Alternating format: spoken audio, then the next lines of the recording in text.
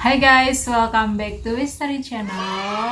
Video kali ini kita bakalan jawab-jawab komen ya. Jadi ini tuh ada yang komen di salah satu video aku, video yang tentang PSK waktu itu, dari Bidan Idaman. Pas banget ya namanya Bidan gitu nih. Bisa baca komennya deh. Kak, udah nikah belum lo? Bukan. Kak, ada pengalaman lucu nggak selama jadi bidan? Ya, jadi kita bakalan sharing pengalaman lucu kita selama jadi bidan.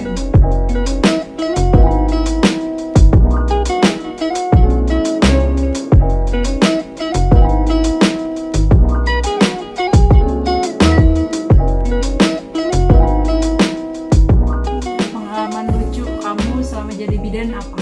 Waktu masih kuliah semester awal pokoknya, kalau semester 1 semester 2 di puskesmas kan. Itu cerita awalnya si kakak ruangan itu, dia bilang ada pasien kayak dia tuh tinggalnya emang di pelosok kayak gitu. Nah dia tuh tanya, KB selain yang untuk cewek itu ada kayak yang buat cowok. Nah kan dijelasin Lucunya dijelasin kan, ada yang apa namanya MOP, ada yang pakai kondom. Dijelasin lah, tanya lah dia kalau kondom tuh gimana cara pakainya. Dijelasin sama bidannya juga tuh masih muda kan, dia tuh kayak nggak enak gitu kalau misalnya dia ngomong kelamin cowok gitu. Jadilah dia jelasinnya tuh pakai jari. Dijelasin pakai jempol kan, dimasukkan ke sini, nanti kalau misalnya udah pertengahan permainan katanya kan ditaruh di jempol, jadi nanti spermanya itu nggak masuk ke rahim gitu. Jadi mereka peragain, dan sebulan kemudian dia datang lagi ke puskesmas hamil. Karena dia naruhnya di jempol. Nggak tahu sih, itu menurutku lucu banget waktu itu, karena aku nggak expect banget kalau pasien itu benar-benar naruhnya di sini. Jadi kebayang nggak sih selama main dia gini tangannya Sambil pakai kondom di hidung lagi ya, di hidung gimana makanya sebenarnya. Kayaknya emang sih sebenarnya kejadian lucu tuh lebih banyak kita dapetin waktu kita praktek mahasiswa ya, timbang kita emang benar-benar jadi bidan. Jadi tuh kita pernah nolong persalinan bareng kan. Jadi tuh berdua banget. Jadi tuh kita baru lulus 1 bulan kayaknya ya, lebih ya. Lebih deh kayaknya. Kita tuh pokoknya masih newbie banget lah, masih fresh graduate banget. Waktu itu kakakku lagi ke Jakarta kalau nggak salah ya, lagi ke Jakarta. Jadi praktekannya tuh emang aku yang jaga. Nah sebelumnya tuh emang aku udah nanganin si pasien ini kan, setiap kali pemeriksaan kehamilan tuh emang udah sama aku. Jadi pas lahiran tuh emang mau sama aku gitu kan. Terus karena aku nggak ada teman kan, memang anjurannya itu kalau menolong persalinan tuh nggak boleh sendiri. Jadi paling nggak tuh ada temennya gitu. Nah waktu itu aku telepon her, jadi buat nemanin bantu persalinan. Nah lucunya jadi ini tuh emang sebenarnya aku tuh udah tahu sih kalau bakalan lumayan gede bayinya waktu itu. Tafsiran berat TB-nya ya, TBJ-nya apa bahasanya, tafsiran berat janinnya itu emang udah lumayan gede. Karena di persalinan sebelumnya itu tuh ibunya juga melahirkan di angka 3,5 kilo lebih gitu kan, emang udah gede gitu. Dan tapi ibunya tuh tinggi besar kan, jadi aku ngerasa kayaknya pasti tenaganya juga kuat gitu. Nah ternyata di pertengahan perjalanan, mungkin karena kita itu masih muda banget, kita masih 21 tahun ya. iya, Masih kayak unyu-unyunya banget. sih.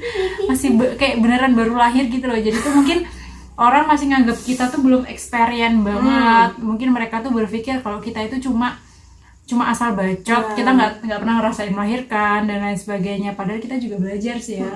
Ada teorinya kan, mesti pelajarin. Nah itu tuh kita malah dikata-katain lah. Itu parah banget sih. Ini tuh agak ya lumayan lucu sih, karena bener-bener dikatain dasar bidan. Ya gitu, dasar bidan. Pokoknya dia tuh nyebutin kelamin lah, misuh lah, bener-bener kita tuh dimaki-maki. Jadi kita tuh lagi nolong tapi dimaki-maki. Kebayang nggak sih kalian kayak mana, antara mau jedek gitu, kayak apa sih bahasanya, kayak udah jengkel, kayak gitulah. Nah lucunya jadi dia ini sempat agak emosi ya kan? Kamu sempat agak emosi karena Ya agak kayak emang emosi banget. Mungkin kalau itu bukan pasien udah aku udah dikiniin paling. Astagfirullah. Karena itu emang parah banget sih, ngemakinya itu nggak main-main guys, bener-bener diduding-duding gitu loh. Aku tuh bener-bener di hadapannya. Jadi tuh ibunya sebenarnya dia tuh marah karena nggak aku izinin ngejen dulu. Padahal aku juga ngomongnya baik-baik sih ya, kita tuh ngomongnya ibu jangan ngejen dulu karena pembukaannya belum lengkap. Waktu itu aku tuh masih pemeriksaan dalam, waktu itu masih buka 7 atau 8 gitu. Nah emang kan di rentang sekian itu emang sakit banget ya kalau mau lahiran. Jadi wajar sih kalau dia emosi. Terus akhirnya dia tuh marah-marah tuh, Mbak tuh cuma dia tuh pakai bahasa daerah. Pokoknya intinya tuh Mbak tuh cuma ngomong doang, Mbak nggak pernah ngelahirin, jangan cuma ngomong sakit apa tahan, ini tuh sakit banget kayak gitu-gitulah pokoknya. Jadi tuh emang udah dikata-katain banget kayak gitu. Terus akhirnya dia memutuskan untuk agak-agak ngambek dikit, jadi dia keluar ruangan, nggak mau nemuin pasiennya dulu. Jadi aku alone kan, single factor gitu. Jadi di situ suaminya digebukin, bener-bener dipukul-pukul gitu, dia minta sesar segala macam. Padahal itu sayang banget kan, karena udah dibuka sekian, nggak mungkin juga aku asal-asalan rujuk dan lainnya kayak gitu. Jadi aku coba nenangin pasiennya, sampai akhirnya emang kita berhasil sih ya, berhasil nolong itu tuh lahir dengan selamat. Jadi tuh waktu itu suaminya kayak mohon-mohon gitu buat sabar dulu karena dia itu juga kekurangan dana waktu itu ya, jadi nggak mungkin ke rumah sakit, jadi minta tolong kesabaran kita gitu. Ya nggak apa-apa sih, kita sebenarnya itu lumayan ngerti juga, udah terbiasa juga kayak gitu. Sebelumnya juga banyak sih yang kayak gitu. Cuma itu yang terparah. Itu Allah Jadi tuh yang awalnya kita tuh kayak apa sih, bener-bener euforia banget gak sih, karena itu tuh pasien pertama kita bareng gitu loh, kan selama ini kita pisah kerjaan gitu. Nah itu bisa bareng-bareng, ternyata malah dianya marah, akunya sendiri bener-bener kayak dihakimi sendirian gitu. Tapi akhirnya bayinya itu lahir, dan setelah itu yang lucu, setelah bayinya tuh lahir, dia tuh langsung saliman cium tangan. Itu cium tangan ke kamu gak sih? Enggak ya? Aku lupa. Kamu udah pulang deh kayaknya. Iya kan? Oh waktu dia mau pulangnya. Soalnya aku pulang dulu mau kerja deh itu kayaknya. Iya, jadi habis lahiran itu pas udah selesai semuanya, dia tuh bener-bener sampai kayak mau cium kaki gitu loh. Bener-bener mungkin ngerasa bersalah banget sih. Jadi tuh bener-bener cium tangan, Mbak aku minta maaf segala macam lah, itu pokoknya bener-bener kayak menyesali banget keadaan itu gitu kan. Sampai dia tuh nyariin dia juga, setahu dia udah waktu itu udah pulang sih. Jadi dia tuh mau minta maaf juga karena udah ngata-ngatain. Dan yang lucunya lagi sebenarnya waktu itu tuh aku ngerasa kayak mau kebakaran di rumah gitu loh, karena kan ya entah sih, sebenarnya kan budaya kita itu masing-masing.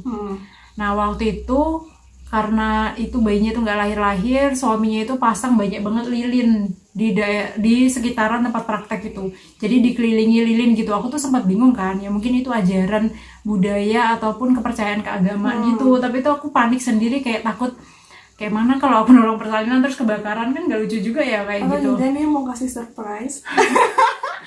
Enggak ya, tapi ya udahlah, intinya itu sih beraneka ragam pasien tuh sebenarnya kadang lucu juga sih. Kalau mungkin kalau kita di posisi waktu itu tuh kita jengkel, tapi kalau kita ingat-ingat tuh lucu juga.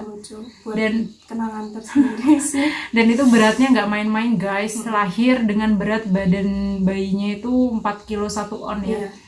Waktu itu sempat ada sobekan dikit, tapi berhasil kita jahit karena nggak yang berat-berat banget gitu, jadi masih bisa kita tanganin. Dan sampai saat ini ibu dan anaknya masih sehat walafiat.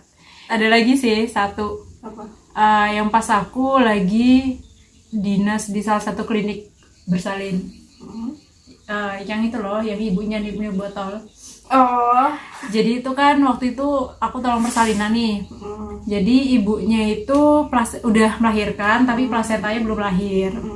Nah plasentanya belum lahir, waktu itu orang tuanya tuh langsung inisiatif ngelepas ikat rambutnya. Padahal rambutnya ibunya tuh panjang banget guys, bener-bener panjang banget. Dilepas, diurai gitu, alasannya karena biar melepas juga lain, karena melepas ikatannya itu biar gampang melahirkannya. Jadi dilepaslah tali rambutnya. Kayak gitu. Itu sih budaya ya, selama itu nggak mempengaruhi kesehatan yang amat sangat gitu. Jadi kita ya it's okay gitu, nggak apa-apa dilakuin. Terus yang kedua lagi nih, kan masih nggak lahir-lahir, ibunya itu cari guritanya anak bayi itu, diikat di sabung-sabung gitu, terus diikat di perutnya sini, diikat sini, katanya alasannya biar walaupun ibunya tuh semampu sekuat mungkin untuk melahirkan plasentanya itu, nyawanya nggak ikut lahir. Jadi ditakutkan kalau nggak diikat itu katanya bisa meninggal. Kayak gitu sih waktu itu. Nah waktu itu kita udah mulai krik-krik kan, aku sama si kakak yang nolong juga gitu. Oke, tapi karena nggak masalah yaudah dibiarin aja. Karena nggak terlalu kenceng banget kan, kita juga ingetin Bu nggak boleh terlalu kenceng kayak gitu. Iya Mbak, ini longgar aja kok, cuma sebagai syarat kayak gitu. Oke, terus yang ketiga karena plasentanya masih belum lahir, ini mereka cari botol kaca. Kita tanya kan untuk apa botol kaca, katanya ini Mbak untuk syarat aja. Terus akhirnya di situ waktu itu di klinik lagi ada botol marjan. Marjannya itu dibela-belain dibuang guys, marjannya dibuang. Terus ibunya itu disuruh niup sekencang mungkin katanya biar plasentanya itu lahir. Oke sih, menurutku itu masih masuk akal karena kan dia mau gak mau jadi ngejen kan kok niup kayak gitu. Nah terus sampai akhirnya setelah semua itu masih tetap gak lahir kan. Itu padahal kita baru injeksi oksitosin yang kedua. Nah itu ibunya, mertuanya itu izin untuk ngambil ayam jago. Jadi tuh kayak ibunya itu disuruh apa sih kayak bersandingan dengan ayam jago gitu loh, entah apalah itu maksudnya. Jadi di situ tuh kayak akhirnya terjadilah bersih tegang apa sih kayak ya kan kita nggak ngizinin ya, bayangin aja kalau kita lagi nolong persalinan sambil ada ayam kan bahaya kotor kayak gitu. Jadi tuh sebenarnya boleh sih menganut budaya ya, tapi kalau yang sekiranya tuh terlalu di luar nalar kayaknya mending dijauhin sih. Jadi tuh lucu gitu loh, aku ngebayangin mau nolong persalinan terus ada ayam. Di situ kita bener-bener astagfirullah, bener-bener yang kayak jadi cerita guyonnya semua orang klinik gitu sih karena bakalan ada ayam gitu. Tapi akhirnya nggak jadi karena emang nggak kita izinin. Jadi akhirnya lahir nggak itu plasenta? Lahir sih, tapi manual plasenta sama dokter waktu itu. Kita telepon dokter obgyn yang emang standby di sana. Terus akhirnya lahirlah plasenta tanpa ayam. Itu sih. Oke guys, itu aja cerita lucu dari kita. Semoga menghibur lah.